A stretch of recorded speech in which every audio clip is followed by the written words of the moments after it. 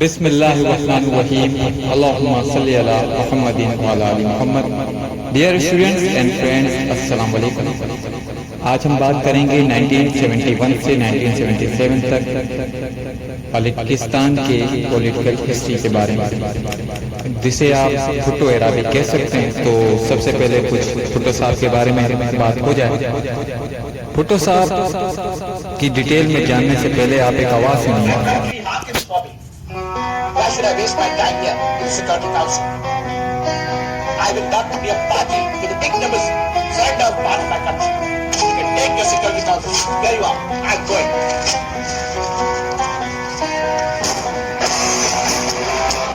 یہ وہ آواز ہے جو یونائٹڈ نیشن کے سیکیورٹی کونسل میں برسوں گونجتی رہی اور گونجتی رہے گی. کسی بھی تیسری دنیا کے لیڈر کے لیے یوں سرعام وقت کے فرعون کو لڑکانا آپ کو دوبارہ دیکھنے کو نہیں ملے گا. آئیے بھٹو کے سامنے بھٹو صاحب کے بارے میں ان کی بایوگرافی جانتے ہیں.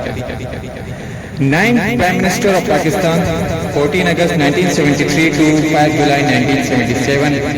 4th President of Pakistan, 20 December 1971 to 13 August 1973.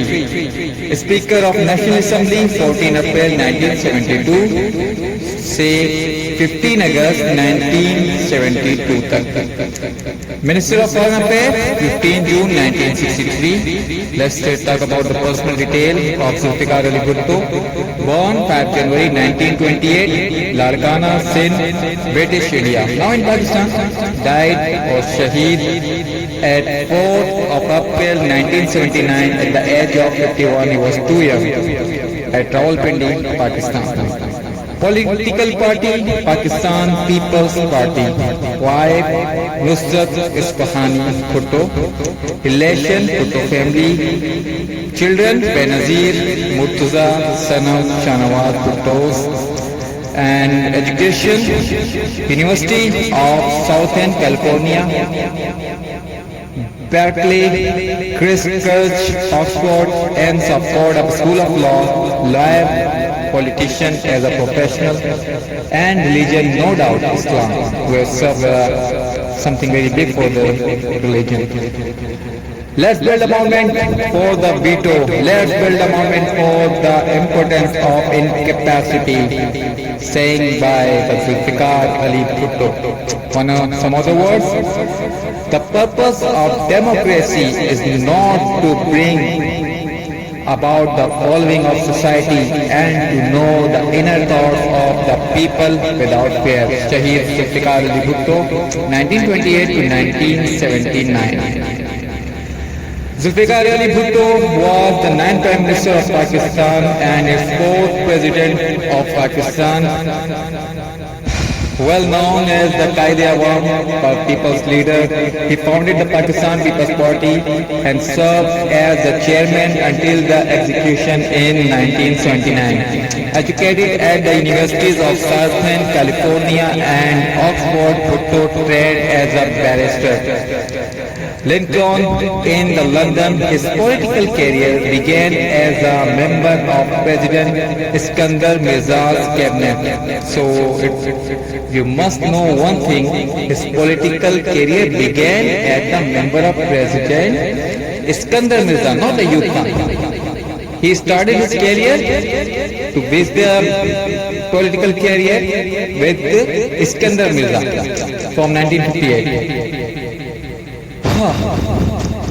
Before being assigned several ministries during the presidency of Field Marshal Ayub Khan from 1958, appointed as Foreign Minister in 1963. Bhutto was a proponent of covert intervention in India Kashmir, leading to war with India in 1965. An agreement brought by the Soviet Union ended hostilities. But Bhutto fell out with Ayub and was dismissed from the government. After uniting the left-wing mass, Bhutto founded the Pakistan People's Party in 1968. The Pakistan People's Party contest 1970 general election held by the President Yahya Khan, Ayub's successor. The East Pakistan Party Awami League surprisingly won a plurality of the seat with Yahya nor Bhutto were ready to cede power to them. Subsequent unsurprising led to the 1970 section of the East as the Bangladesh as the president as Pakistan were defeated in war against Bangladesh allied India. Bhutto was handed the presidency in December 1971 and emergency was imposed. By the July 1972, President Bhutto had recovered 93 prisoners of war and 5,000 square miles of Indian held territory after signing the Shimla Agreement with Indian Prime Minister Indira Gandhi. In foreign affairs, he strengthened ties with the Soviet Union, China, Saudi Arabia and recognized the Soviet Union and sovereignty of the Bangladesh. Domestically, Bhutto reign saw the parliament unanimously approve a new constitution in 1973, after which he endorsed the Fazal Ilahi's bid for president and assumed instead the newly empowered office of Prime Minister. He also played an integral role in initiating a nuclear weapon program. His economic program was based on the nationalization of much of Pakistan's building industries, healthcare and educational institutions. This led to serve the economic stagnation and the attempt for the rest of peace. Bhutto dissolved the Balochistan Assembly, which was met with unrest. Bhutto subsequently ordered a military operation in province in 1973, causing thousands of civilian casualties.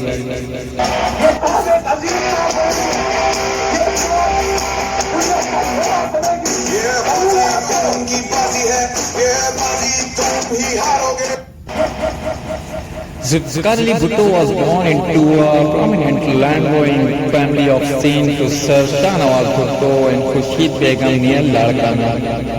His father was a Diwan of the princely state of Junagadh. He enjoyed the influential relationship with the officials of the British Raj as a young boy. Bhutto moved to the Wali cities of the Bombay to study at the Cathedral and the John Connon School. He then also became the activist in the Pakistan movement in 1943. His marriage was arranged with Shireen Amir Begum. He later left her, however, in the order to remarry in 1947. Bhutto was admitted to the University of Southern California to study political science. In 1949, as a sophomore, the Bhutto transferred to the University of California, Berkeley, where they earned a BA honors degree in political science. In 1950, in June 1950, Bhutto traveled to the United Kingdom to study law to Christchurch, Oxford, and received a LLB followed by an LLM degree in law and an MSc honors degree in political science. Upon finishing his study, he was called the bar at Lincoln Inn in 1953. Bhutto married his second wife with the Iranian Kurdish Nusrat Isfahani in Karachi on 8 September 1951. Their first child, Benazir, was born in 1953. She was followed by the Murtaza in 1954, Sanam Bhutto in 1957, and Chanawaz in 1958.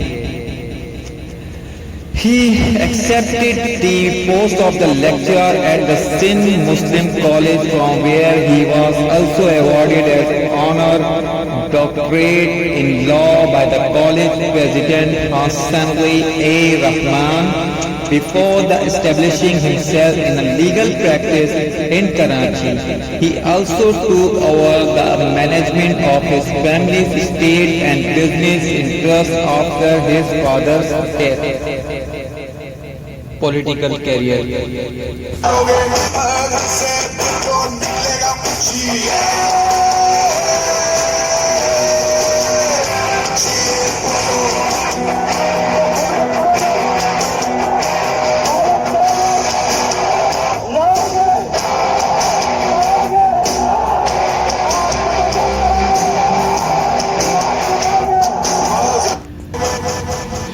In 1957, Bhutto became the youngest member of Pakistan delegation to the United Nations.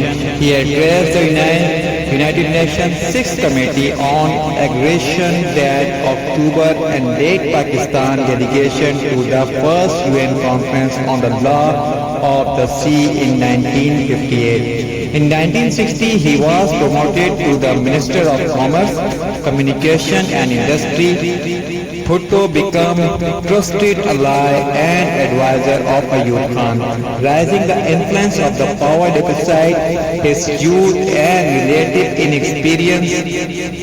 Bhutto aided his president in negotiating and the Indus Water Treaty in India in 1960 and the next year negotiation and oil exploration agreement with the Soviet Union, which agreed to provide economic and technical aid to Pakistan, and that was one of the biggest achievements by the Zulfikar Ali Bhutto as a young cabinet minister. Bhutto was the Pakistani nationalist and the socialist with a particular view on the type of democracy needed in Pakistan.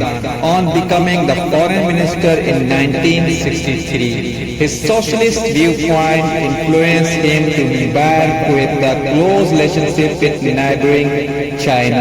At the time, many other countries accepted Taiwan as the legitimate single government of China. At that time, when two governments each claimed to be China in 1964, the Soviet Union and its satellite state broke off relationship with the Republic of Beijing. Our ideological difference, and only Albania and Pakistan supported the People's Republic of China at that time. That was the biggest move in the history of Pakistan foreign policy. Bhutto staunchly supported Beijing in United Nations and the UNSC while also continuing to build bridges to the United States. Bhutto's strong advocate the developing ties with the China came under sharp criticism by the United States President Lyndon B. Johnson wrote the Ayub Khan demanding him to dismiss Bhutto and maintain ties only with the free world. Bhutto addressed his speeches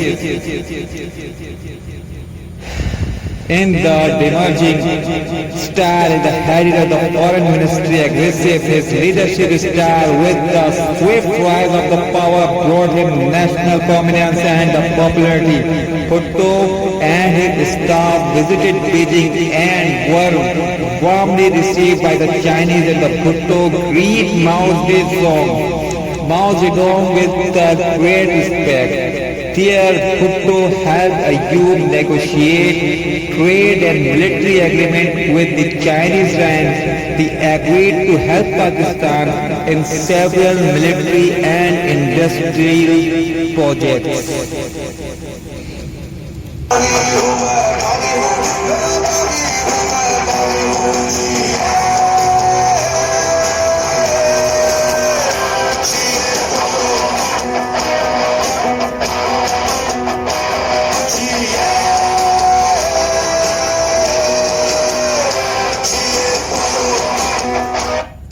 Bhutto signed the Sino-Pakistan Boundary Agreement on the 2nd March 1963 that transferred 750 square kilometers of territory from Pakistan administered Kashmir to Chinese control. Bhutto asserted his belief in non-alignment, making Pakistan an influential member in non-aligned organization believing in pan-Islamic unity. Bhutto developed close relations with the like of Indonesia and Saudi Arabia. Bhutto significantly transformed Pakistan hitherto pro-West foreign policy while maintaining the permanent role of Pakistan within the Southeast Asia Treaty Organization and the Central Treaty Organization. Bhutto began asserting a foreign policy cause Pakistan was independent of US influence. Bhutto was the first one who challenged United States rules on New World Order at that time. Meanwhile, Bhutto visited both East Economic, Technological, Industrial and the military agreement with Germany. Bhutto strengthened Pakistan's strategic alliance with Germany. Bhutto addressed a farewell speech at the University of Munich with the cited of the importance of Pakistan and German relationship. Bhutto visited Poland and established a diplomatic relation in 1962. Bhutto used Pakistan Air Force Brigadier General Trackers to establish military and economical link between Pakistan and Poland. Bhutto sought and reached the Polish community in Pakistan and made a tremendous effort for fresh avenues of the mutual cooperation.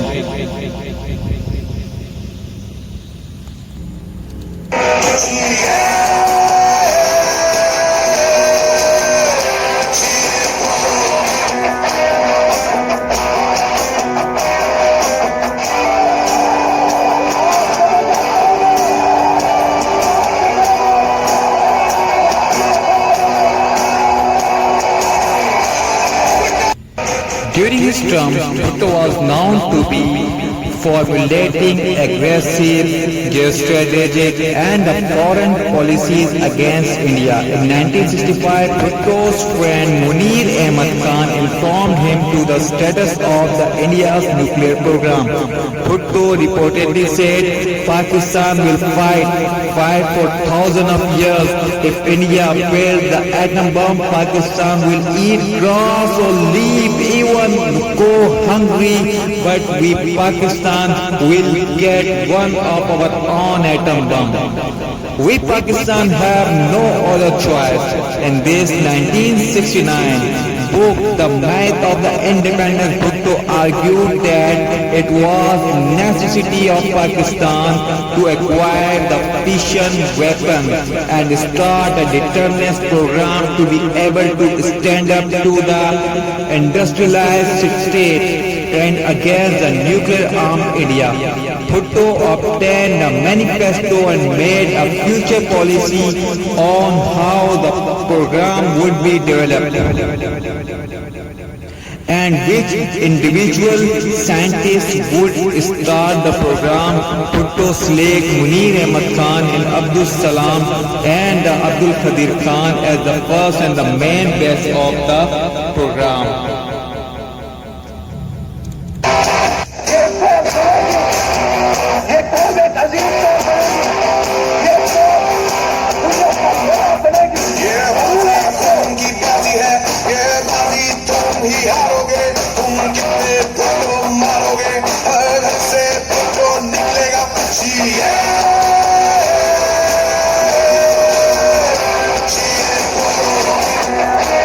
Pakistan People's Party. Following his resign with the Foreign Minister, large crowd gathered to listen to Bhutto's speech upon the arrival in Lahore on 1967, 21st of June. Tapping a wave of anger against Ayub Khan, Bhutto traveled across Pakistan to deliver political speeches. In October 1966, Bhutto made a strict to belief of his new party. Islam is our faith, democracy is our policy and socialism is our economy. All power to the people. On 30 November 1967 at Lahore residence of Mubashir Hassan, a gathering that included Bhutto, Bengali communist J.A. Rahim and Basit Jahangir, Sheikh founded the Pakistan People's Party, establishing a strange and strong base in Punjab, Sindh and amongst the Muhajirs. Hassan, an engineering professional at the UET Lahore, was the main brain and hidden hand behind the success of the rise of the Bhutto. The Pakistan People's Party activists staged large protests and strike in different parts of the country, increasing pressure on Ayub Khan, Dr. Hassan and Bhutto's work west on 1969, 12th of November, sparked genetic political unrest after his release. Bhutto, joined by the key leader of Pakistan People's Party, attended a round-table conference called by Ayub Khan in Rawalpindi.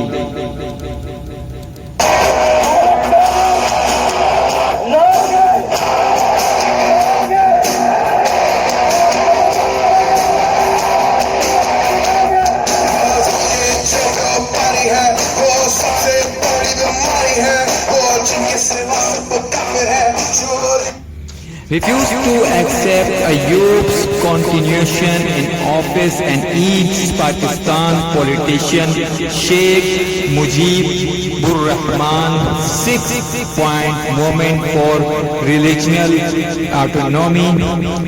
Following Ayub's resignation, his successor General Yahya Khan promised to hold parliamentary election on 7 December 1970. Bhutto attacked the leftists and the ultra-interest forces who gathered under the leadership, becoming the full sum of the force, the socialist communist mass under Bhutto's leadership. It supported in Muhajir and poor farming communities in West Pakistan, working through educating people to carve their vote for the better future, gathering the uniting and scattering social mixed mass in one single center was considered Bhutto's greatest political achievement. As its result, the leftist and the Bhutto's party won a large number of seats from the constituencies in the West Pakistan. However, the Sheikh Mujibur Rahman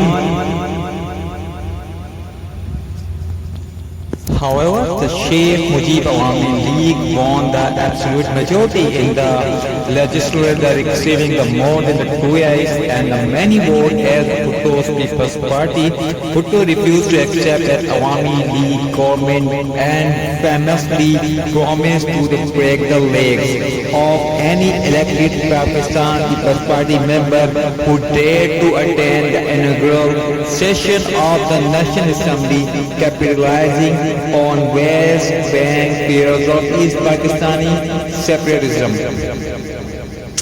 Bhutto's demanding the Sheikh Mujib form a coalition with the Pakistan People's Party. According to terrorism expert Hamid Mir, Bhutto sent the most trusted companion to the East Pakistan to meet with Mujib, and his inner circle played a major role convincing Mujib to meet Bhutto. After Dr. Hassan achieved this task, Bhutto and Mujib agreed upon a coalition government for the sake of keeping Pakistan united. This is the real history, as you can never forget. They both were agreed.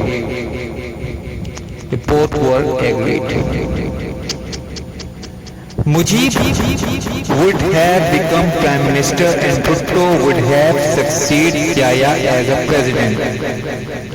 Yahya was unaware of these talks, and both Bhutto and Mujib keep substantial pressure on Yahya Khan.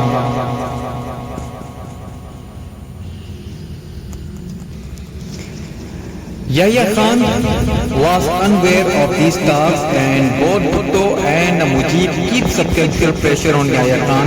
After his own talk with Sheikh Mujib failed, Yahya postponed to opening session of the National Assembly and ordered an army action against Mujib. Amidst popular outrage in East Pakistan, Sheikh Mujib declared an independence of Bangladesh. According to historical reference and the report published by the leading newspaper, Mujib no longer believed in Pakistan and was determined to make Bangladesh.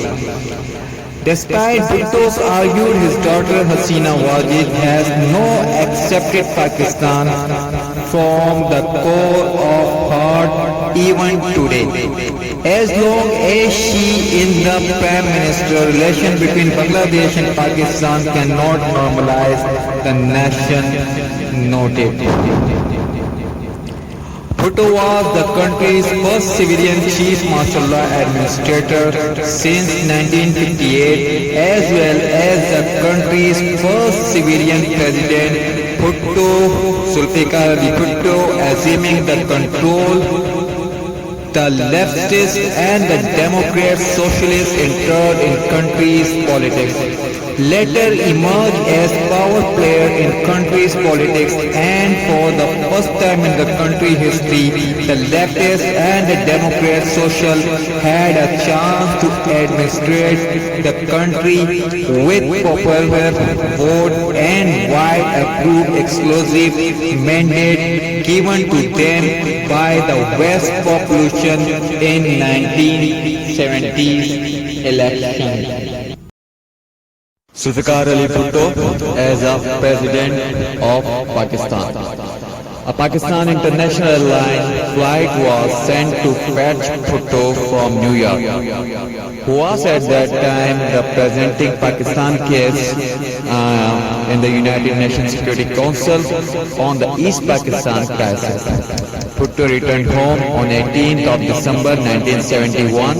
On 20 December, he was taken to the President House in Rawalpindi, where he took over two positions from Yahya Khan.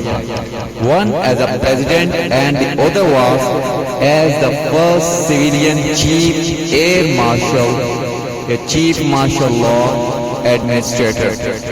Thus, he was the first civilian chief martial law administrator of the dismembered Pakistan.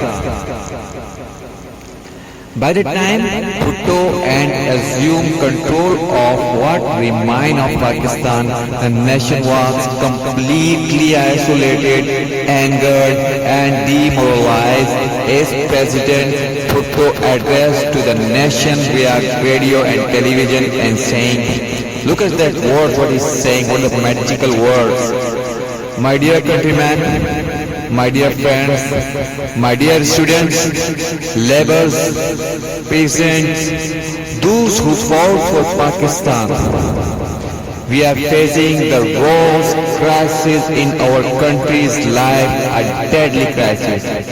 We have to pick up the pieces, very small pieces, but we will make a new Pakistan, a prosperous and a progressive Pakistan, a Pakistan free of exploitation, a Pakistan in which a Pakistan envisaged by the Quaid-e-Azam, Zulfikar Ali Bhutto, 1971. As the President of Pakistan, Bhutto faced mounting challenge in both internal and foreign fronts.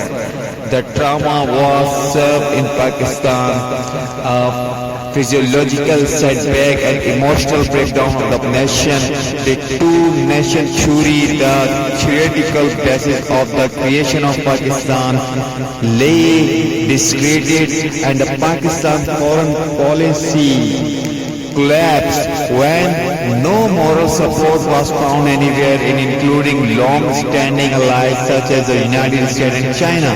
Since the creation and the physical and the moral existence of Pakistan was in a great danger on the internal front, both Sindhi and Pashtun nationalists were at their peak, calling for their independence from Pakistan with the help of the Indians.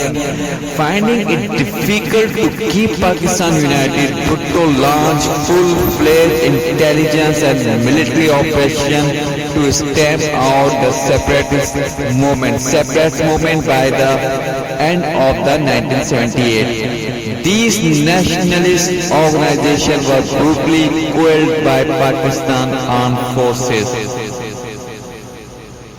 Bhutto immediately placed Yahya Khan under house arrest, brought a ceasefire and ordered the release of Sheikh Mujib, who was held prisoner by the Pakistan army.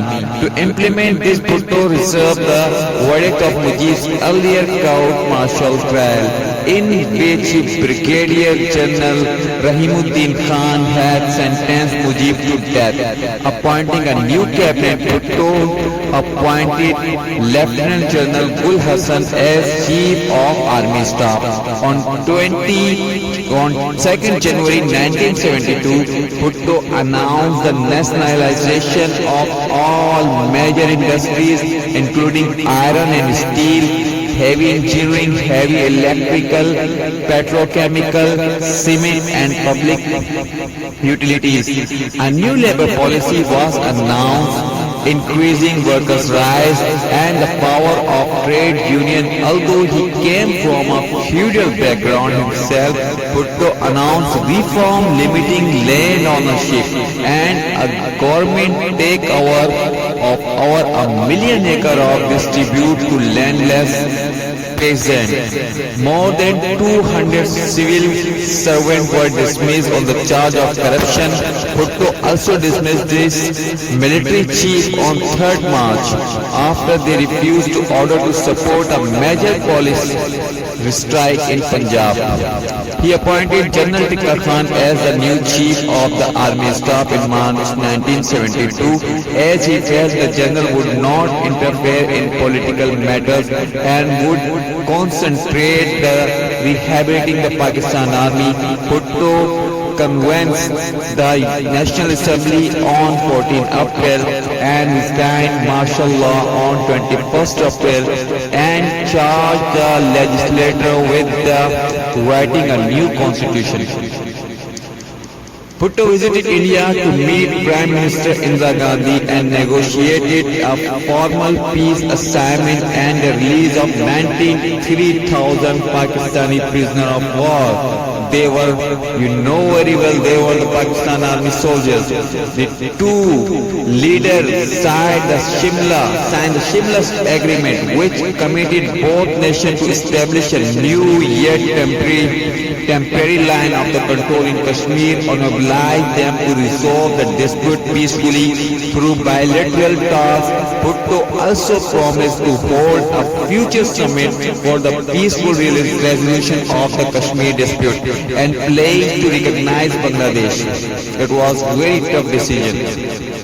Although he secured the release of Pakistan soldiers held by India, Bhutto was criticized by the many in Pakistan for allegedly making too many concessions to India.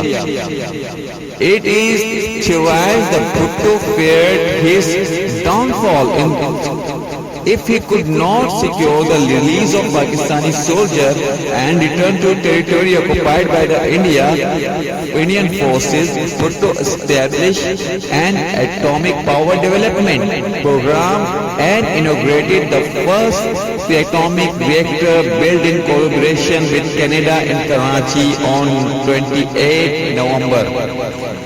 On 30th March 1959, 59 military officers were arrested by the army troops for allegedly plotting a coup against Bhutto, who appointed the Brigadier Muhammad Ziaul Haq to head a military tribunal to investigate and try to respect, the National Assembly approved a new 1973 constitution which Bhutto signed into effect on 12 April. The constitution proclaimed an Islamic Republic of Pakistan with a parliamentary form of government. On 10 August, Bhutto turned over the post of president to Fazl Ilahi Chaudhry, assuming the office of Prime Minister instead. Bhutto as the Prime Minister of Pakistan. After the promulgation of the 1973 Constitution, the election for the President, Prime Minister, Chairman of Senate, the upper house of the Pakistan Parliament, Speaker and Deputy Speaker of the National Assembly, the lower house of the Parliament, were to undertaken. The 1973 Constitution had adopted a federal parliamentary system for the country in which the President was only a figurehead and administrative power play with the Prime Minister. Bhutto was the sworn in as the Prime Minister of the country on 14 August 1973 after he had secured 108 votes in the House of 146 members. Fazl Ilahi Chaudhry was elected as the President under the new constitution during his 5-year government. The Bhutto government made extensive reform at every level of government. Pakistan capital and western reform date were began to take place and built in 1947 throughout the 1970s. Were transformed and replaced with social system. His policies were seen people friendly, but it did not produce long-lasting effect as the civil disorder against Bhutto began to take place in 1977. Amid political distress and the intensive field law and order situation and had badly shaken his reform and his credibility was diminished as the rivals of both in Sindh and Punjab provinces had tirelessly worked. Constitution reform. Bhutto is considered the main architect of 1973 Constitution. As a part of his vision to put the Pakistan to road to parliamentary democracy, one of the major achievements of the Bhutto's life was drafting of Pakistan's first ever conscious constitution for the country. Bhutto supervised the promulgation of 1973 Constitution that triggered an unstoppable constitutional revolution through his politics. Wedded to the emancipation of the downtrodden masses by first giving people a voice in the parliament and introducing radical changes in the economic sphere of their benefit. Domestic reform. The Bhutto government carried out a number of reforms in the industrial sector. His reforms were two-fold nationalization and improvement of worker rights. In the first phase, basic industries like steel, chemical and cement were nationalized. This was done in 1972. The next major step in nationalization took place on 1st January 1974 when Bhutto nationalized all banks. The last step in the series was the most shocking. It was the nationalization of all flour, rice and cotton mills throughout the country. This nationalization process was not as successful as the Bhutto expected. Most of the nationalized units were small business that could not be described as an industry unit, hence making no sense for the step that was taken. Consequently, a considerable number of small businessmen and traders were ruined, displaced and rendered unemployed. In the concluding analysis, the nationalization caused a colossal loss not only the national treasury but also the people of the Pakistan. Land, food and agricultural reforms. During the period as the Prime Minister, a number of land reforms were also introduced. The important land reform included the reduction of land ceiling and the introduction the security of the tenancy and the tenant farmer. The head ceiling was fixed to 150 acres or approximately 0.61 kilometers of irrigated land and 300 acres 1.2 kilometers of non-irrigated land. Another step that Bhutto took was the democratize Pakistan's civil service. In Balochistan, the practice of the Shishat and Sardari system was abolished in 1976. The Bhutto government carried out the establishment of Federal Flood Commission (FFC) and was tasked to prepare National Flood Protection Plan and flood processing and the research of harmless flood water. Bhutto later went on to the upgrade member of dam and the bridges built in Sindh province. Also established some barrage in Sindh. Economic policy, you can say that. Bhutto introduced socialist economic policies while working to prevent any further division of the country. Major heavy mechanical, chemical and electrical engineering industries were immediately nationalized by Bhutto, and all of the industries came under direct control of government. Industries such as KESC were under complete government control with no private influence in KESC decisions. Bhutto abandoned Ayub Khan's state capitalism policy and introduced a socialist policies in a move to reduce the rich get richer and poor get poorer ratio. Bhutto also established the Port Qasim Pakistan Steel Mill, the heavy mechanical complex Tesla and several cement factories. However, the growth rate of the economy related on that of the 1960 when the East Pakistan was still part of the Pakistan and large generous aid from the United States declined. After the global oil crisis in 1973, which also had a negative impact on the economy, despite the initiative undertaken by the Bhutto's government to boost the economy, the economical growth remained at equilibrium level. But Bhutto's policy largely benefited the poor and the working class.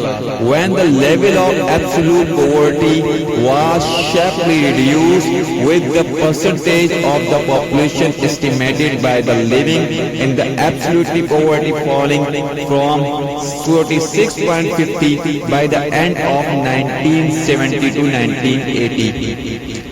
Under the Ziaullah military rule, 30.78%. The land reform program provided increased economic support to the landless tenant, and the development spending was substantially increased, particularly on health and education in both rural and urban areas, and provided material support to rural wages worker, landless peasant and the urban wages worker. Banking, export, expansion. Banking reforms were introduced to provide more opportunities to small farmers and a business such as raising bank to ensure 70% of institutional lending should be for a small landholder of 12.5 acres or less, which was a revolutionary idea at that time. when bank only clients were the privileged classes. The number of bank branches rose by 75% from December 97 to November 1976, from 3,295 to 5,727. It was one of the most radical moves made by the Bhutto, and the bank infrastructure was expanded, covering all towns and villages with the population of 5,000 in accordance with the target set after the nationalization of the bank. By and of the Bhutto government, concentration of wealth had declined compared to height of the Ayub Khan era, when 22 families owned 66% industries capital and also controlled the banking of 97% of insurance. Balochistan military operations. Following the cession of East Pakistan, called the independence of Balochistan by Baloch nationalists grew immensely, surveying the political instability. Bhutto's central government sacked two provincial governments with 6 months, arrested the two chief ministers, two governors, and 44 MNAs and MPs, obtained an order from the Supreme Court banning the National People's Party on the recommendation of Akbar Bhatti, and charged everyone with high treason to the trial to by the especially constitute the Hyderabad Tribunal of hand-picked judge. Iraqi intervention. Iraq under Sunni President Saddam Hussein deliberately sent Iraqi-made weapons through Pakistan's warm water ports. The Pakistan Navy mounted an effect blocked Saddam Hussein's government provide support for Balochi separatists in Pakistan, hoping that their conflict would separate into rival Iran in 1973. Iraq provided the Balochis with conventional arms and opened as office for Balochistan Liberation Front in Baghdad. This operation was supposed to be covered, but in 1973 the operation was exposed by military intelligence. When senior separatist leader Akbar Bhatti defected to Bhutto, revealing series of arms stored in Iraq's embassy on the midnight of 9 February 1973, Bhutto launched an operation to seize the control of Iraqi embassy, and preparation of siege was hastily prepared. This operation was highly risky, and any wrong step during this operation would attempt to start an international diplomatic incident between two countries. The operation was carefully analyzed at 0.0 hour 12 a.m. The SSG division, accompanied by the army rangers, stormed the embassy, and the military police arrested the Iraqi ambassador, his military attached, and his diplomatic staff. Following this incident, authorities discovered 300 Soviet submachine guns with 40,000 rounds of ammunition and large amount of money that was to distribute among Balochi separatist group. Bhutto was angered and frustrated. Without demanding any explanation, Bhutto ordered the military police to immediately expel the Iraqi ambassador and his staff and person non-gate with any given available flight. Passport reforms. Bhutto government gave the right of a passport to every citizen of Pakistan and facilitated millions of skilled and non-skilled Pakistani to seek employment in the Middle Eastern countries through signing a number of combination of bilateral agreements from Ayub, from Khyber Pakhtunkhwa, alone 35,000 workers were given to the opportunities to work in the United Arab Emirates and the Saudi Arabia. Bhutto used the Pakistani well-economic community of London to lobby and influence of European government to improve the rights of expatriate Pakistani communities in Europe.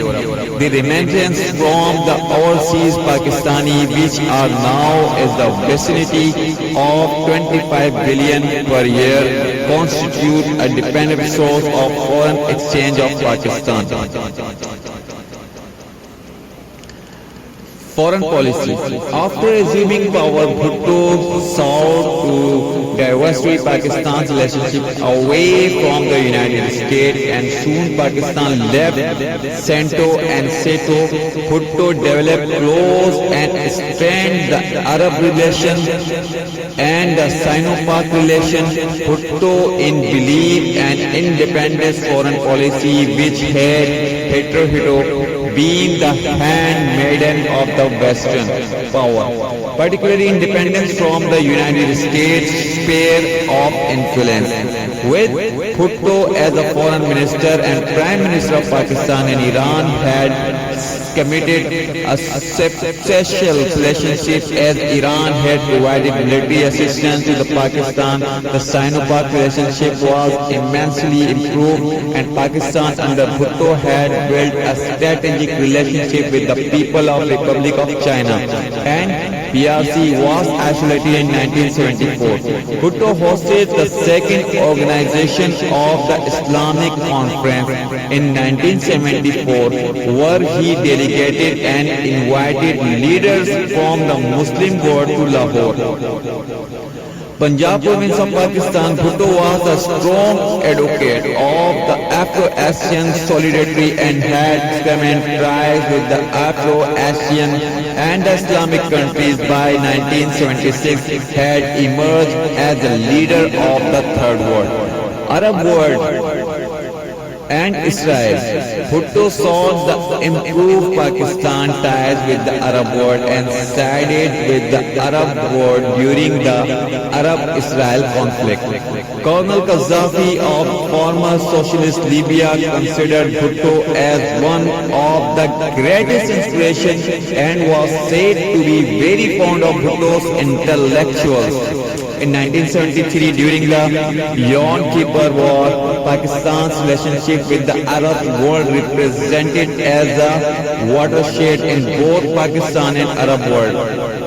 Pakistan's swift, unconditional and forthright offer assistance to the Arab state was deeply appreciated. Zulfikar Ali Bhutto was the father of the nuclear weapon program.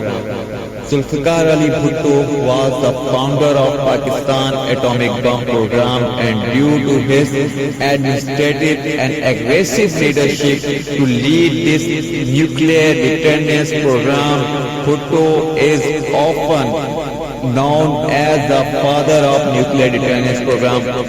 Bhutto, interested in nuclear technology, was said to begin during the college years in the United States, when Bhutto attended the course of political science discussing political impact of United States first nuclear test, Trinity on course of political science. The global politics. While Berkeley, Bhutto witnessed the public panic when the Soviet Union first exploded the bomb Kadmek first lighted in 1949, prompting the US government to famously launch the research on hydrogen bomb. However, in 1958, when long before as the Minister of Fuel, Power and National Resource, Bhutto played a key role in the setting up the Pakistan Atomic Energy Commission, administrative research bodies and institutes soon. Bhutto offered a technical post to Munir Ahmad Khan in PAEC Pakistan Atomic Energy Commission in 1958 and lobbied for Abdul Salam as began appointed as a science advisor in 1960 before elevated as a foreign minister. Bhutto direct to fund for key research in nuclear weapon and its science. In October 1965, as Foreign Minister Zulfikar Ali Bhutto visited Guyana, where the nuclear engineer Munir Ahmad Khan, working at a senior technical post of IAEA, informed him of the status of India's nuclear program and the option Pakistan had to develop its own nuclear capability. Both agreed on need of Pakistan to develop a nuclear deterrent to meet India's nuclear capacity. With Munir Ahmad Khan had failed to convince Ayub Khan, Bhutto had said to Munir Ahmad Khan, "Don't worry, our turn will come." Shortly after 1965, Bhutto in a press conference famously declared that even if we have to eat the grass, we will make nuclear bomb. We have no other choice. As he saw India was making its way to develop the bomb, in 1965, Bhutto lobbied from Salam and succeeded to appoint Salam as the head of Pakistan delegation at IAEA and helped Salam to lobby for acquiring the nuclear power plant in November 1972. Bhutto advised Salam to travel to the United States and invade the war and advised him to return with the key literature on nuclear history. By the end of the week, December 1972, Salam returned to Pakistan loaded with the literature on Manhattan Project in his huge suitcase in 1974. Bhutto launched a more aggressive and seriously developing offense on the United States and the Western world over the nuclear issue, providing the world and Western leaders. Bhutto made it clear and maintained. Shortly, roughly 2 weeks passed after the experience in 1971 winter war. On 20th January 1972, Zulfikar Ali Bhutto relayed the conference of nuclear sentence and an engineer in Multan. While at the Multan meeting arranged by the Bhutto science advisor Abdul Salam, scientists were wondering why the president They are actually wondering why the president, who had so much on his hand in those trying days, was paying so much attention to the scientists and engineers in the nuclear field. At the meeting, Bhutto slowly talked about the recent war and country's future, pointing out the existence of the country was in great moral danger. While the academics listened to Bhutto's very carefully, Bhutto said, "Look, we are going to have a bomb." Bhutto asked them, "Can you give it to me? And how long will it take it to make a bomb?" Many of the senior scientists had witnessed the war and were emotionally and physically disturbed, and psychologically also. Therefore, the response was positive when the senior academic scientists said, "Oh yes, you can have it." There was a lively debate on the time needed to make the bomb, and finally one scientist dared to say that maybe it could be done in 5 years. Prime Minister Bhutto smiled, lifted his hand and dramatically thrust forward 3 fingers and said, "3 years. I want it in 3 years." The atmosphere suddenly became electric. It was then that one of the junior scientists, Dr. S.A. Butt, a theoretical physicist who, under Munir Ahmad Khan's guiding, would come to play a major role in Pakistan's fission weapon possible, jumped to the feet and clamored on his leader's attention.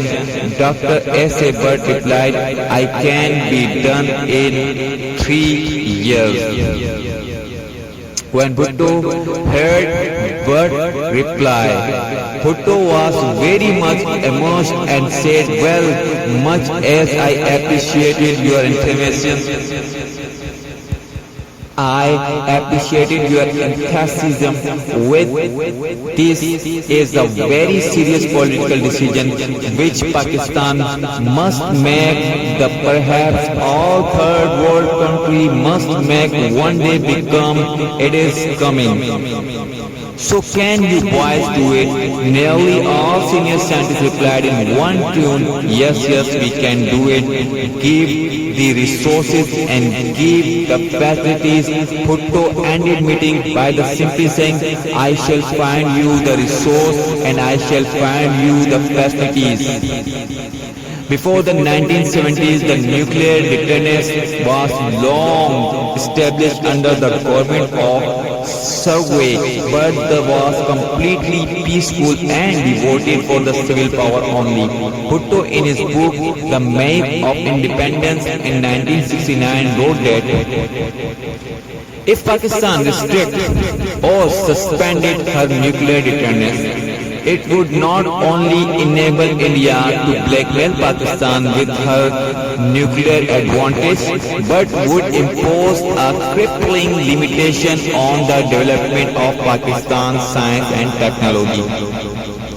Our problem in its essence is to how to obtain such a weapon in time before crisis began.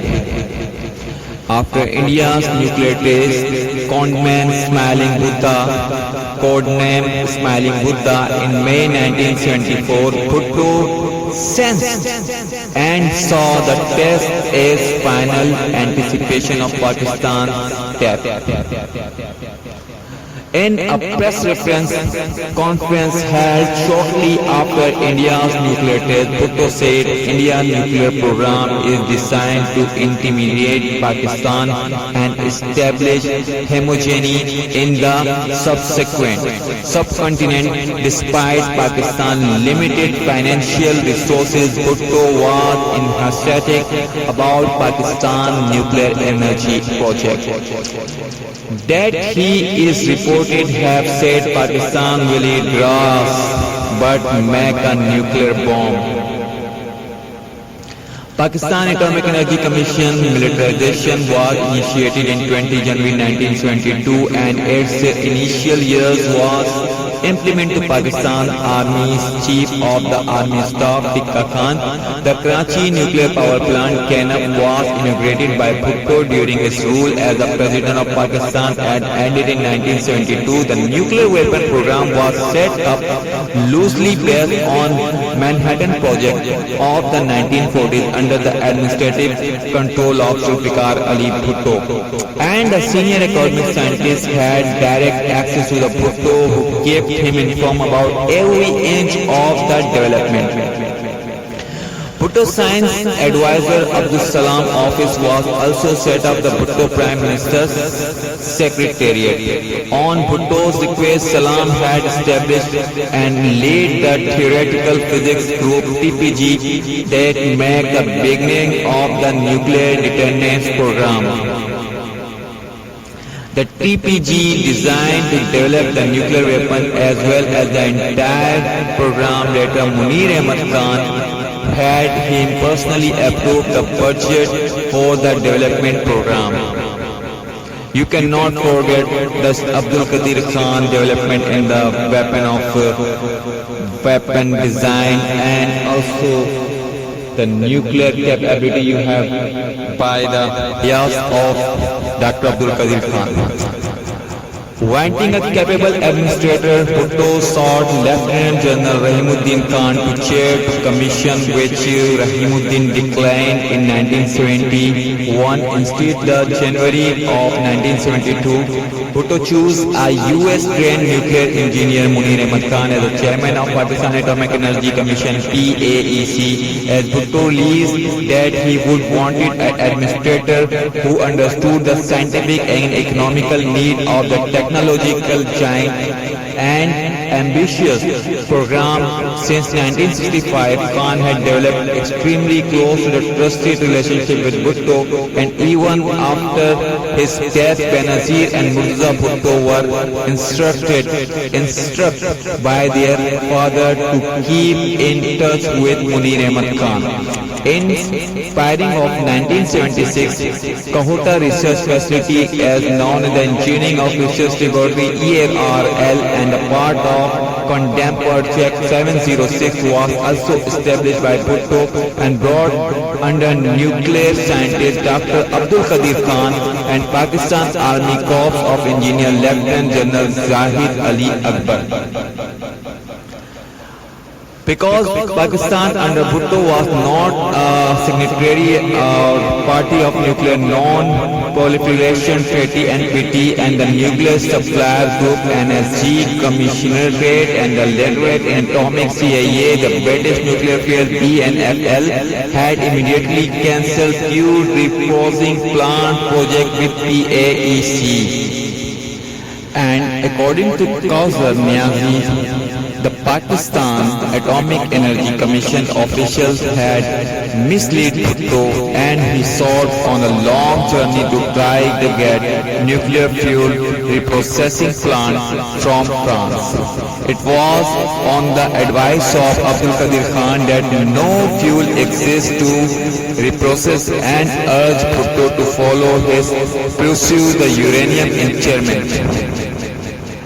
Bhutto tried to show he was still interested in the expensive route and was relieved by Kissinger. When Kissinger, because the French could cancel the deal, Bhutto trusted Munir Ahmad Khan's plan to develop the program in Jamui, and the mainstream goal of the showing such interest, the France reprocessing plant was given to time to PEC scientists to gain expertise in building its own reprocessing plant. By the time France CEA cancelled the project, the piece had acquired 95% of the detained plant of the plant and material.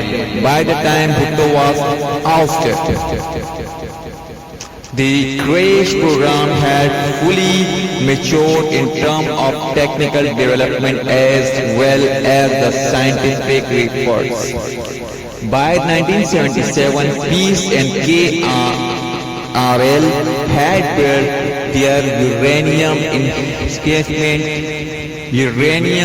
enrichment and plutonium reprocessing plant, and selection for test site, the Chagai Hills, was done by the PAEC. The feasibility reports were submitted to both organizations on their work in 1977.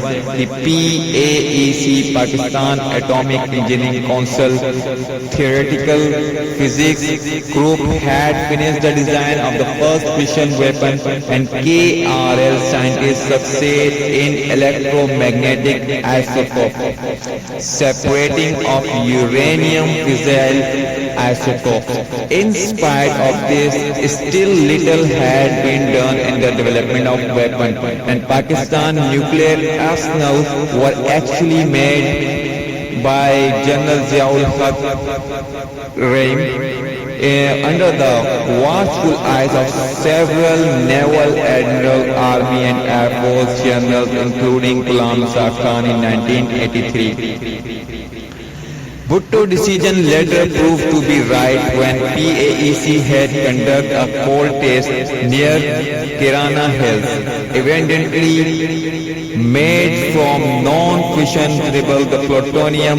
It has been speculated recently in the press that Dr. Khan's uranium enrichment design were used by the Chinese in exchange for the UF6 and some highly enriched weapon-grade uranium.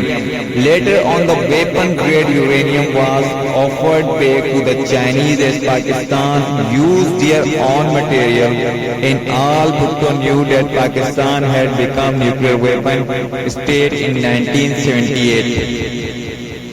When his friend Munir Ahmad Khan paid a visit to him in his jail cell, the Munir Ahmad Khan told Bhutto the process of weapon design is finished and the milestone is complex. Typical enrichment of weapon grade fuel has been achieved by the Pakistan Atomic Engineering Council, and Dr. Abdul Qadir Khan of ERL. Bhutto called for an immediate nuclear test to be conducted. No response was issued by the General Zia and any member of his government. That was, what do you think about that? The process was very difficult and complex. When they achieved it, they are showing no response on it. Furthermore, in the thesis written The Myth of the Independence, Bhutto argued the nuclear weapon would allow India to use its Air Force warplanes that with the use of the small battlefield nuclear advice against the Pakistan Army, Cantonment Armed and the Infantry Column or PAF, Pakistan Air Force, based under nuclear and military industries facilities. The Indian Air Force would not meet with an adverse reaction from the world community as long as the civilian casualties could be to keep to minimum the way the India would defeat Pakistan force, its armed forces on the humiliating surrender and occupy the annexed north areas of Pakistan and Azad Kashmir. India would then carve up Pakistan into 10 states based on ethnic division and would be the end of the Pakistan problem once and for all. We Pakistan know that Israel and the South Africa have full nuclear capability. A Christian, Jewish and the Hindu civilization have this nuclear ability. The Islamization, the civilization is without it. The situation about to change. Zulfikar Ali Bhutto called protest from the jail cell 1978. Decline of Zulfikar Ali Bhutto. Popular unrest. Bhutto began facing considerable criticism and increasing unpopularity and is termed the Progress Initial, targeting the opposition leader Abdul Wali Khan and the National Awami Party (NAP), is Democratic Social Party and the Socialist Communist mass of gathered. Bhutto's leadership began to distinguish the individual and the aligning with the secular front. Despite the ideological similarity of these two parties, clash between the becoming the increasingly fierce. The started with the federal government ousting the NAP provincial government in Balochistan for alleged secessional activities and ended with the ban of the NAP. Subsequently, much of the NAP top leadership was arrested after Bhutto's contemporary Hayat Safrani was killed in a Peshawar bomb blast. Another notable figure, Chief Justice Hamudur Rahman, died due to a cardiac arrest while in the office between 1974 to 1976. Many of Bhutto's original members had left Bhutto due to political difference and natural death causes in 1974.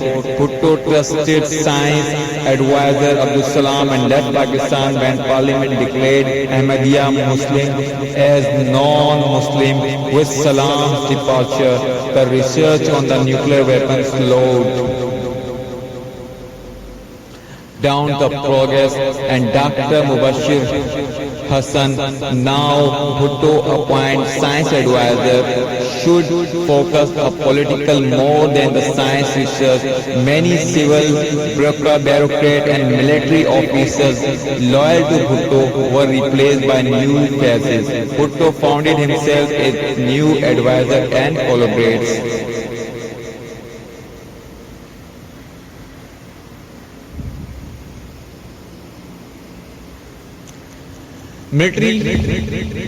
Military talk on 3rd July 1977, the Major General K.M. Arif secretly met with Bhutto on emergency, revealing the planning of coup has been taken to General Combat Headquarters GHQ at the secret meeting. General Arif stated Bhutto to rush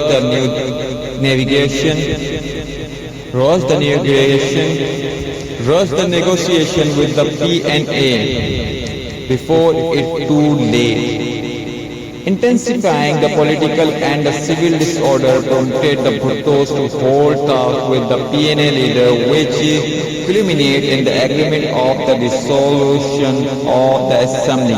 Dissolving the assembly and the fresh election under a form of the government national unity. However, 5 July 1977, Bhutto and a member of the cabinet were arrested by the troops under the order of General Zia. It is generally believed that the coup took place on the pretext of unrest despite Bhutto having reached an agreement with the opposition. Bhutto had a very good intelligence in the deep circle of the army, and many officers such as Major General Tajammul Hussain Malik were loyal to the Bhutto and supported him till the end. However, General Ziaul Haq signed and Training Program Act with the officers from the Special Air Services. General Ziaul Haq ordered many Bhutto's loyal officers to attend the first course. The teaching of senior officers was delayed until the midnight. None of the officers were allowed to let away from the class till the late in the evening before during the time arrangement for COP were made. A Western trial on 5th July 1977, the military led by the General Muhammad Ziaul Haq staged a COP. Zia revealed the Prime Minister Bhutto of power, holding him the detention for the month. Zia pledged that new election would be held in 19 days that never come true.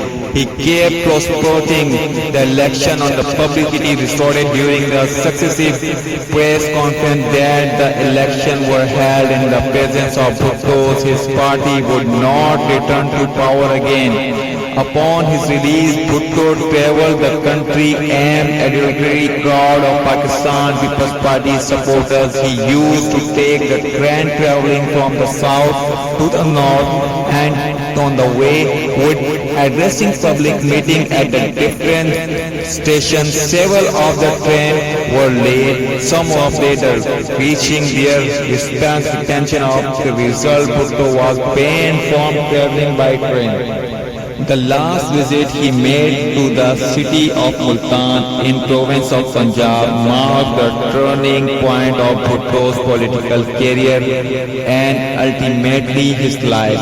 In spite of administration effort to block the gathering, the crowd was large that it became disorderly, providing an opportunity for the administration to declare that Bhutto, along with Dr. Hassan, has been taken into custody because the people were against him and it had become necessary to protect him from the masses for his own safety.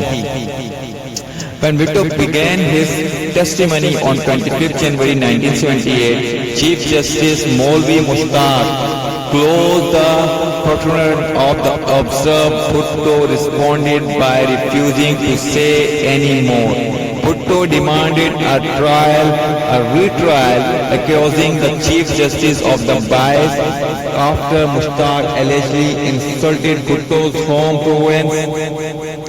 The court refused his demands. Death sentence and appeal. On 18 March 1978, Bhutto was not declared guilty of murder but was sentenced to death. It is the first case in the history of the world that a person is not guilty but sentenced to death. What a joke. On 12 March of 1978, Bhutto's former legal minister A.S. Pirzada petitioned the Supreme Court for the release Bhutto's science advisor Dr. Mubashir Hassan and the reviewed the death sentence of Bhutto based on the split decision. The Supreme Court denied Dr. Hassan's release as he was held by the military police but agreed to listen the argument during 12 days of proceedings. The Supreme Court concluded the President of Pakistan can change death sentence into life imprisonment. Pirzada filed the application to the Chief Martial Law Administrator. However, General Ziaul Haq did not act immediately and claimed that the application had gone missing. Emotionally shattered, Pir Zafaruddin informed Bhutto about the development and General Ziaul Haq's intention.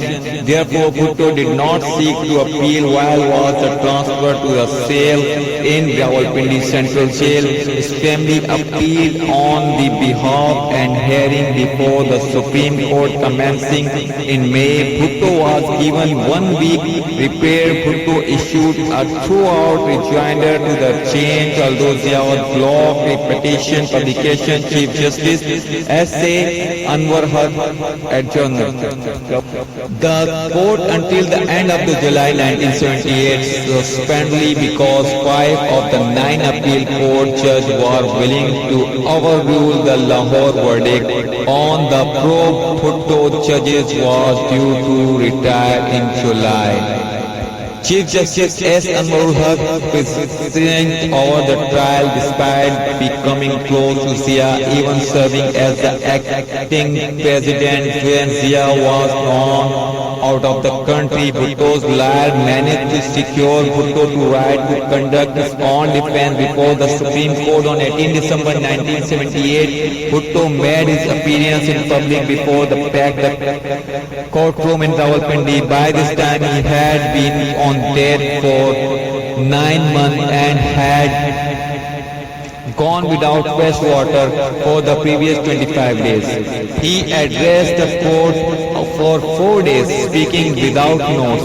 I did not kill the man. I did not kill that man. May my God is aware of it. I am big enough to admit it if I had done it.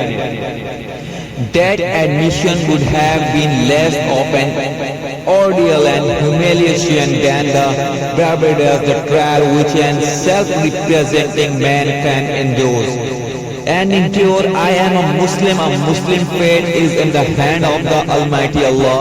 I can face him with a clear conscience and tell him, and I revealed his Islamic State of Pakistan.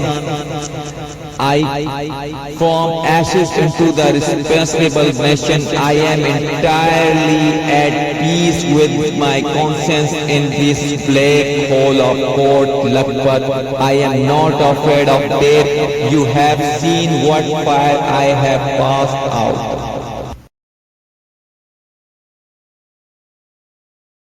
देखिए, video के इख्तिताम से पहले आपको कुछ foreign policies discuss करनी है। उससे पहले मैं कुछ अनटोल्ड स्टोरीज आपके साथ शेयर करना चाहता हूँ, टोटली अनबायस्ड।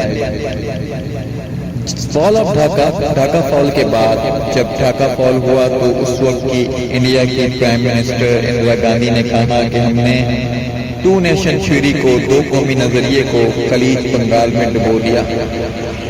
भुट्टो साहब जब पहले सिविल मार्शल लॉ एडमिनिस्ट्रेटर बनाए गए, उस वक्त कौम टूटी हुई थी, बहुत बुरी हालत में, डिमोरलाइज थी। آپ کے 93,000 سولجرز انڈیا کی کسٹڈی میں تھے. آپ کا ایک بڑا ایریا انڈیا نے اوکوپائی کیا ہوا تھا, آپ کی لینڈ اوکوپائڈ تھی. ماحول میں بھٹو جب شملہ کانفرنس میں گئے اور آپ کی ملاقات ہونی تھی اندرا گاندھی سے, جب اندرا گاندھی اور بھٹو صاحب کا سامنا ہوا تو اندرا گاندھی نے بھٹو صاحب کے سامنے بڑے ہی ہرش اور بڑے ہی متکبرانہ طریقے سے بات کی اور کہا, میں کیوں آپ سے بات کروں بھٹو صاحب, آپ مجھ سے کیا بات کریں گے؟ آپ ایک ہاری ہوئی قوم کے سربراہ بن کے میرے پاس آئے, مجھ سے کیا بات کریں گے آپ؟ کتاب کے رائٹر جسونت سنگھ جنہوں نے کتاب لکھی, یہ واقعہ اپنے پاس کوٹ کیا ہے, ظاہر ہے وہ انڈیا کے فورن منسٹر رہے ہیں بعد میں, وہ اس وقت بھٹو صاحب کی ذہانت کی بات کرتے ہیں کہ ایسی سچویشن میں بھٹو صاحب نے ڈیل کیسے کیا. انہوں نے کہا اندرا گاندھی سے, میں یہاں صرف اس لیے آیا ہوں کہ میں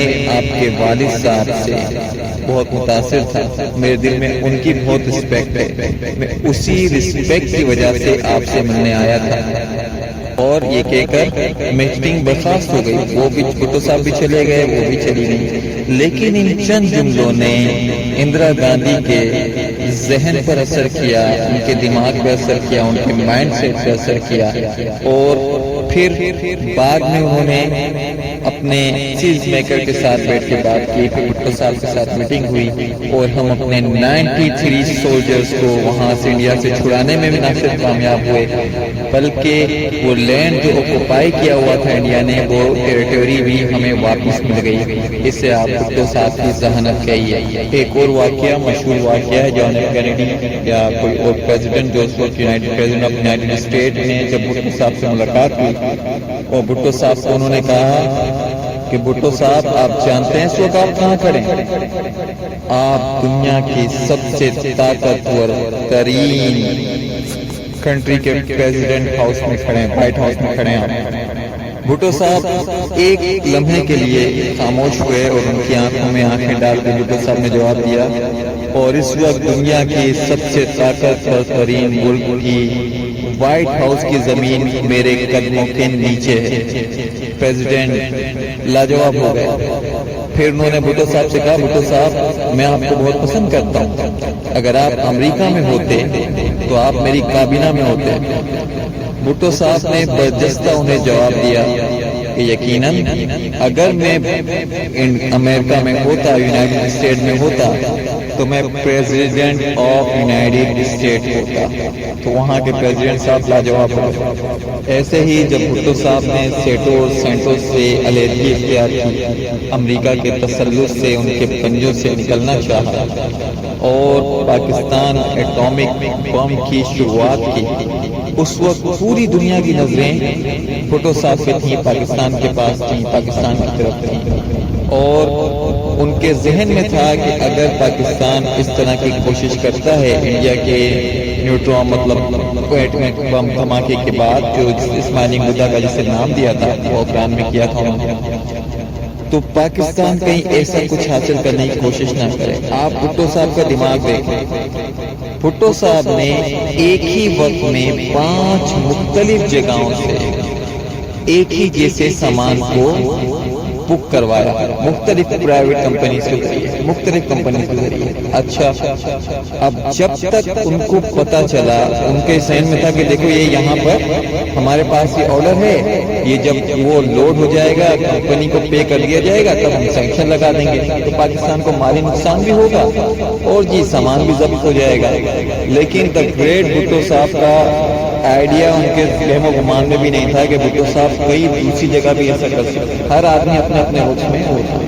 تو ہوا یہ کہ جس وقت امریکہ نے پاکستان کے اوپر سینکشن لگائیں, پابندی لگائیں, اس وقت 5 کے 5 جہاز ہمارے کراچی پورٹ پر لنگر انداز ہو چکے تھے, اور جس جہاز کو روکا انہوں نے, اس جہاز کو روکنے کی سمجھ لیجیے کوئی اہمیت نہیں ہوئی. اور اہم بات آپ سے اس کے ساتھ شیئر کرتے چلیں کہ جس وقت پاکستان اپنے ایٹامک بم پروگرام پر کام کر رہا تھا, پاکستان پر سینکشن لگ چکی تھی, پاکستان کو پیسوں کی ضرورت تھی, اس وقت بھٹو صاحب نے اپنے ایک ایلچی کو کرنل قذافی، جی ہاں لیبیا کے سابق صدر کے پاس بھیجا۔ لیبیا کے صدر کے پاس انہوں نے پیغام لکھ کے بھیجا اور لیبیا کے جو صدر تھے کرنل قذافی صاحب نے اس پیغام کو پڑھا اور جو پیغام لے کے آپ کے ایلچی گئے تھے ان کو وہیں پر اپنے پاس روک لیا، بولا شام تک یہاں پر آپ رکیے۔ شام تک وہ رکے، شام تک رکنے کے بعد ان کو اپنے پرائیویٹ جیٹ میں انہوں نے پرسنلی اور بریف کیس کے اندر ڈالرز بھر کر یہاں پہنچایا اور کہا بھٹو صاحب کو پیغام دیجیے گا کہ آپ اپنے کام کو جاری رکھیں، جب جیسے ضرورت پڑے ہم حاضر ہیں۔ یہ وہ کرنل قذافی ہیں جسے بعد میں شہید کر دیا گیا۔ یہی کرنل قذافی جب بھٹو صاحب کو پھانسی دے دی گئی، ہینگ کر دیا گیا، ساری زندگی جنرل ضیاء سے بھٹو صاحب کی محبت میں ہاتھ نہیں ملایا کرنل قذافی نے۔ جنرل ضیاء نے کئی مرتبہ کوشش کی اسے ٹائز کرنے کی، ان سے ہاتھ ملانے کی۔ کرنل قذافی نے کہا کہ آپ نے امت کا فیوچر مار دیا۔ بھٹو صاحب کا یہ آئیڈیا تھا کہ آئل کو ایز اے ویپن یوز کرنا۔ آپ دیکھیں کہ تمام عرب کنٹریز کو انہوں نے پاکستان میں جب اسلامی سربراہی کانفرنس ہوئی تھی جمع کیا تھا، آپ دیکھیں وہ کیسے بیٹھے ہوئے، پاکستان لیڈ کر رہا تھا۔ آپ سوویت یونین کی بات کریں، اسٹیل ملز آپ کی کبھی بھی معاملات اچھی نہیں رہے سوویت یونین کے ساتھ، رشیا کے ساتھ۔ آپ نے اسٹیل مل بنوا لی، باوجود اس کے کہ اسٹیل مل کی بنانے کے لیے انڈیا نے جو سب سے بڑا ان کے ویپن خریدنے والا سب سے قریبی تھا رشیا کا، ان سے انہوں نے ریکویسٹ کی تھی ایک طریقے سے کہ ہمارے ملک میں اسٹیل مل بنا دیں ہمارے ساتھ مل کر، لیکن بھٹو صاحب کی کامیاب فورن پالیسی کو دیکھیں کہ وہ کراچی کے اندر اسٹیل مل جیسا بڑا پلانٹ انہوں نے لگایا، اس کو بنایا۔ اگر آپ نے کبھی اسٹیل مل کو وزٹ کیا تو آپ جانتے ہیں کہ ایک ڈپارٹمنٹ سے دوسرے ڈپارٹمنٹ جانے کے لیے آپ کو وہیکل کی ضرورت پڑتی ہے۔ کہ بھٹو صاحب ہی تھے جنہوں نے کہا کہ میں تاریخ میں مرنے کے بجائے ایک آمر کے ہاتھوں سے، ڈکٹیٹر کے ہاتھوں سے مرنا پسند کروں گا اور میں اپنی قبر سے حکومت کروں گا۔ اور آپ دیکھ لیں کہ بھٹو صاحب کے بعد پاکستان کے اندر صرف دو طریقے کے لوگ رہ گئے تھے، پرو بھٹو اور اینٹی بھٹو۔ الیکشن کی بیس یہی ہوتی تھی pro Bhutto and anti Bhutto. Kot Lakhpat jail میں اپنے آخری ایام کے دوران اس وقت کے جو وہاں پر سربراہ تھے فوج کے، مطلب جو کہہ لیجیے کہ انچارج تھے، جیلر تھے، ان جیلر بتاتے ہیں کہ ان جیلر صاحب نے بھٹو صاحب کو کہا کہ قادیانی کہتے ہیں کہ آج جو بھٹو صاحب کے ساتھ ہو رہا ہے وہ اس وجہ سے ہو رہا ہے کہ بھٹو صاحب نے ہمیں نان مسلم ڈکلیئر کروایا، یہ اس کی سزا ہے۔ اس پر بھٹو صاحب نے جواب دیا، بھٹو صاحب نے کہا دیکھیں کرنل رفیع نام تھا، رفیع صاحب میں گناہگار بندہ ہوں، لیکن مجھے اگر اپنے بخشش کی بخشے جانے کی کوئی توقع ہے کسی بات پر تو اپنے اس کام پر ہے جو میں نے انہیں نان مسلم ڈکلیئر کرایا۔ اللہ کے رسول صلی اللہ علیہ وآلہ وسلم کو خاتم النبیین ماننے والا ہی مسلم ہوگا، یہ شک آئین میں ڈالنے والے بھٹو صاحب۔ اور جس وقت وہ اس آئین پر 73 کے آئین کے اوپر سائن کر رہے تھے تو بھٹو صاحب کے وہ تاریخی الفاظ یاد رکھیے کہ انہوں نے کہا تھا کہ میں اپنے ڈیتھ وارنٹ پر سائن کر رہا ہوں۔ آئیے اب کچھ فورن پالیسی، فورن افیئرس کو بھٹو صاحب کے ایرا میں ڈسکس کرتے ہیں۔ Now let's talk about the foreign policy during this era. What is the main by the foreign policy? Foreign policy is the totality of its dealing with the external environment, or foreign policy is the content or a substance of a nation's effort to promote its interests with other nations. The main objective: restoration of the confidence of friendly countries and rebuilding the morale of the people, elimination of the consequences of the 1971 war, restoration of ties and contact with the authorities and people of the Bangladesh, re-establishing laws, websites of Pakistan in foreign countries, especially with Western countries, restoration of foreign aid for the immediate and the future needs. 1972 to 1977, realignment of foreign relations, non-aligned approach aided with bilateralism.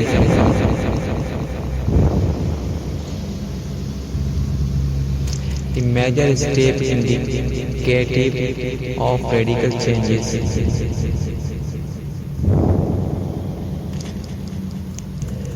The major step indicative of radical changes: withdrawal from the Commonwealth January 1972, recognition of East Germany Democratic Republic of Korea and Vietnam and East Germany at November 1972, withdrawal from the SATO February 1972.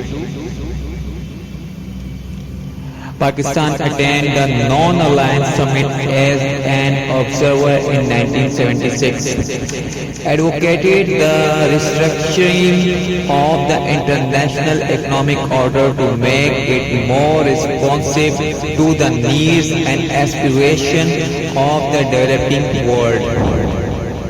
Pakistan and the Muslim world, Saudi Arabia, Afghanistan, Iran and Bangladesh.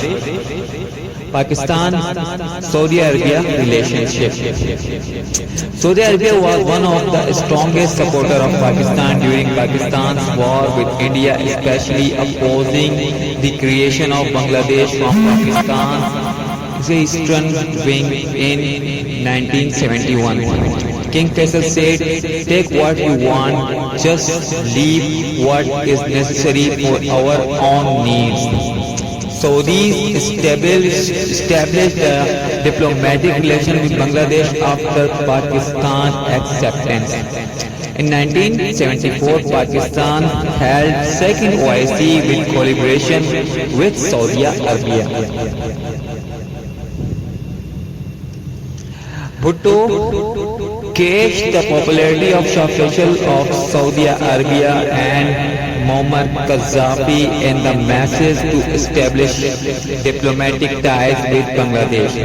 The major Pakistani city of Layalpur was also renamed Faisalabad in honor of King Faisal in 1977. It is also speculated that the Saudi Arabia secretly funded Pakistan's nuclear program and seek to purchase atomic weapons from Pakistan to enable it to counteract possible threat from the arsenals of the weapon of mass destruction possessed by the Iran, Iraq or Israel. Pakistan-Afghanistan relationship. In case of Pakistan-Afghan relationship, Lord Curzon, former Viceroy of India, saying, "Countries are indeed the razor's edge on which hang the suspended. The modern issue of war and peace, of life or death to nations seems proving to be correct." Traditional politically dispute with Pakistan during Bhutto presidency, King Zahir Shah exercised a moderate influence in the Afghan government. He assured Pakistan that Afghanistan would not do anything to hamper Pakistan's recovery from its recent war with India. Zulfikar Ali Bhutto's government created the Afghan cell within the Pakistan Foreign Office and assigned it a policy that included strengthening ties with the empowering Islamists in exile in Pakistan and improve Pakistan influence our government in Kabul. In July 1973, Sardar Daud, an ardent champion of Pakistan, issued deposed King Zubair Shah while on visit to Europe. with the help of left forces in the Canadian with the Soviet. In August 1973, President Daoud came to the Rawalpindi and agreed to abide by the Banjuring principles of peaceful coexistence and avoid interference in each other's domestic affairs.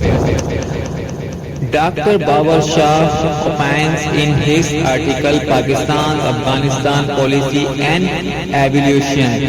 Bhutto agreed to release the National Awami Party NAP leader Aqaz by supporting the Pakhtunistan demand, while Daoud agreed to recognize the Durand Line as the frontier between the Pakistan and the Afghanistan.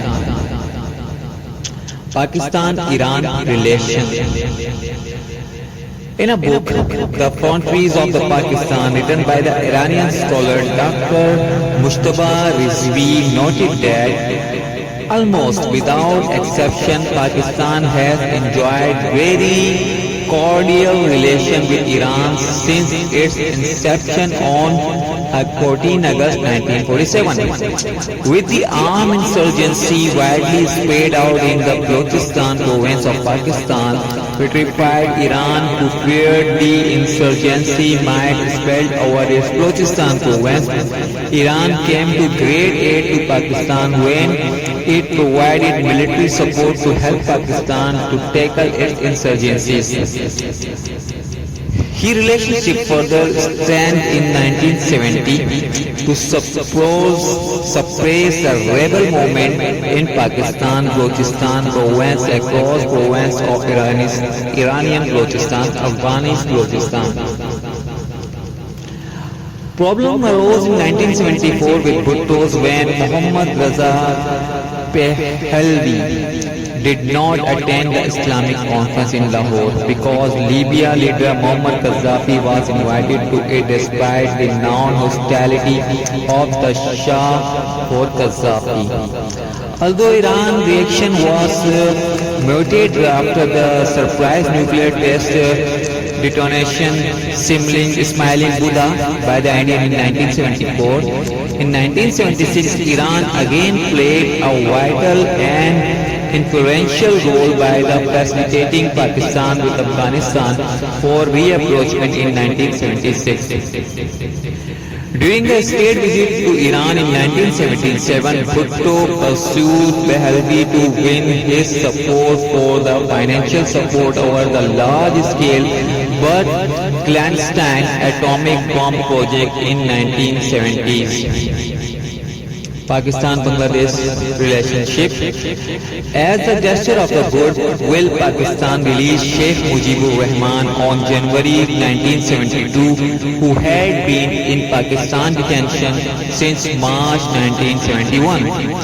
Later in 1974, when Bhutto called OIC at Lahore, then there Mujibur Rahman arrived as the head of the Bangladesh delegating to the OIC Summit Conference.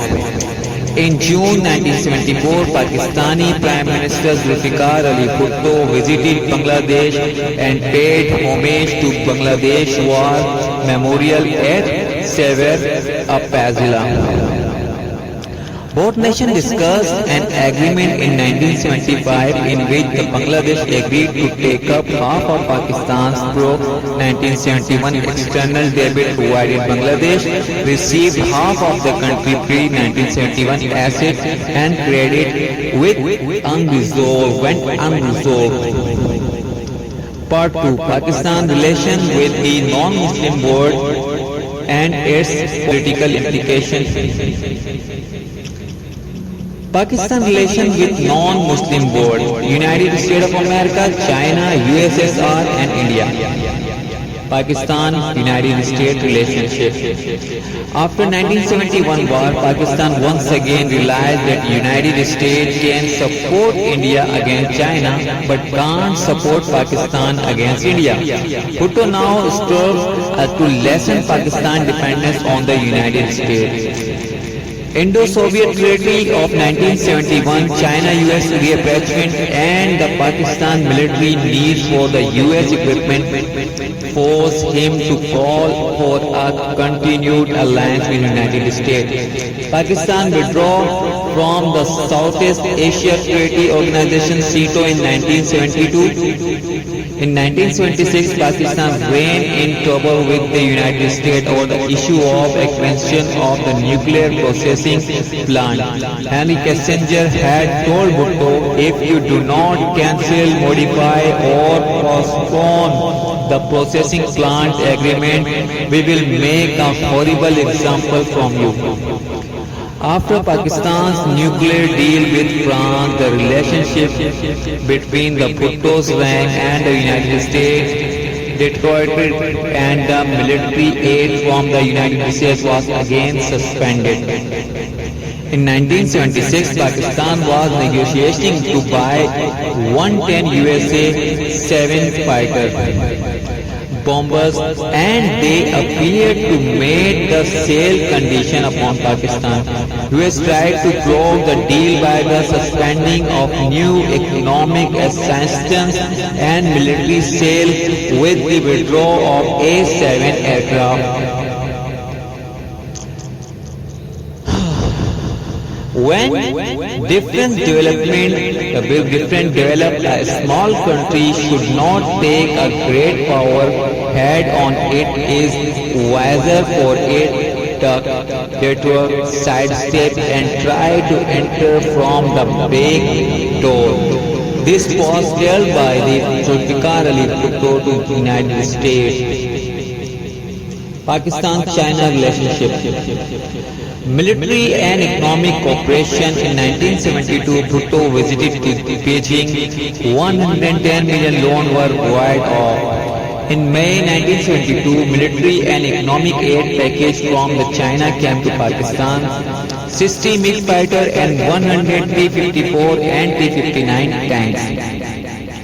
Political operation. Pakistan played an important role in bringing America nearer to China, keep Bangladesh out of the UN and declined to accept letter which the Mujibur Rahman has sent to open embassy in Beijing.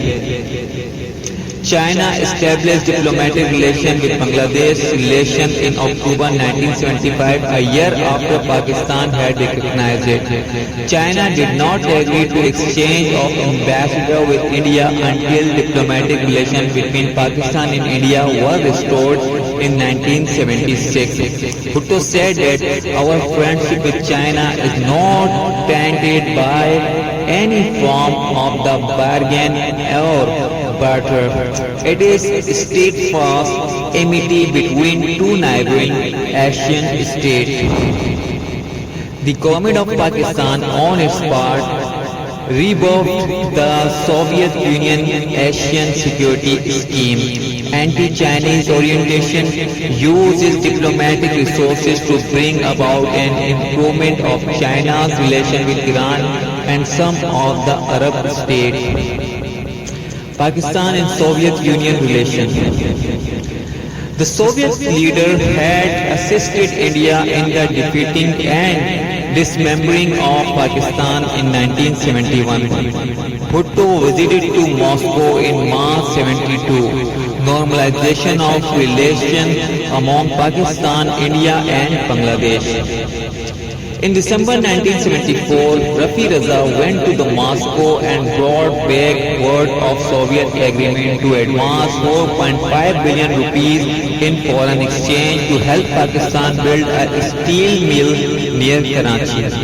By 1976, a medium wave of broadcasting radio station had been erected in the vicinity of the Islamabad with the USSR assistance.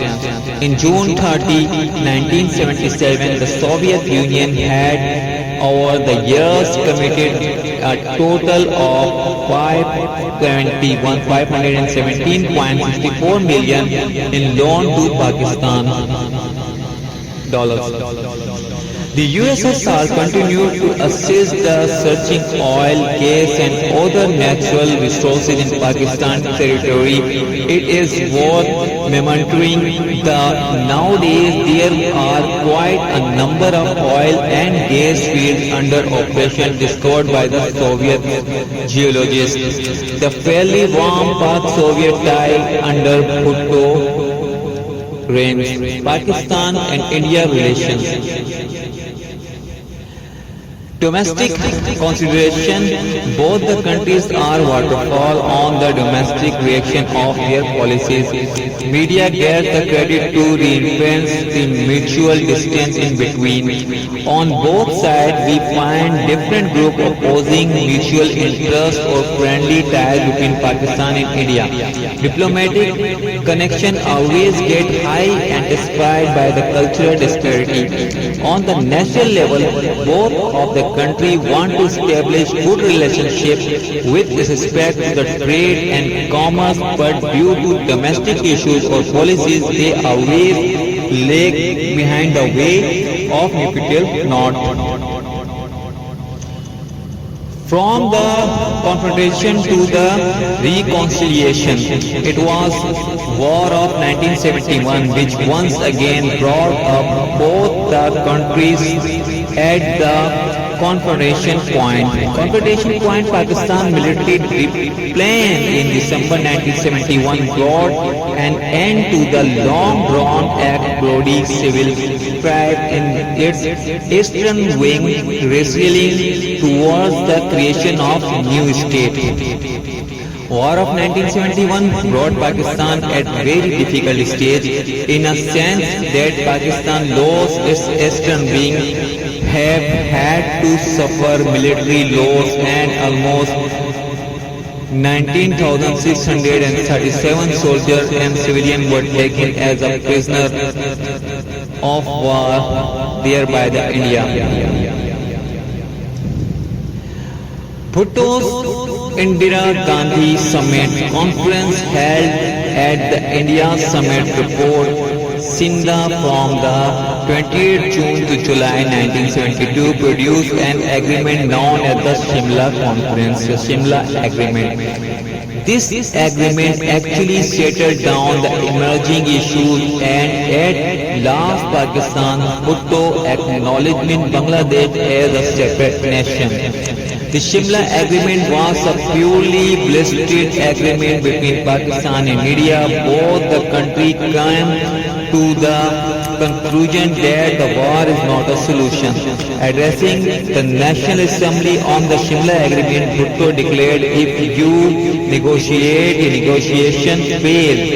If our negotiation is failed, there is nothing to stop us from the process of the United Nations.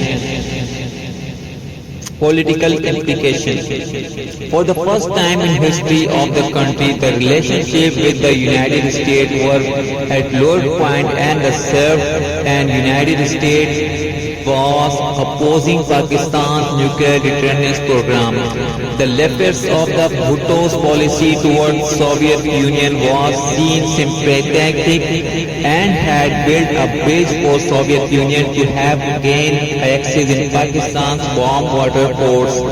That's something both United States and Soviet Union had lacked.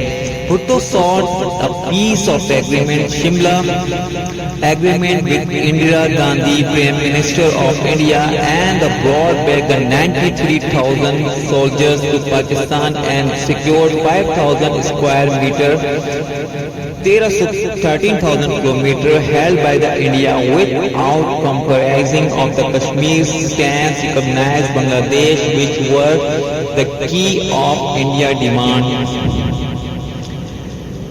Historians believe that the history makes a man, but Zulfikar Ali Bhutto was one such person who made the history by challenging a world order during the protect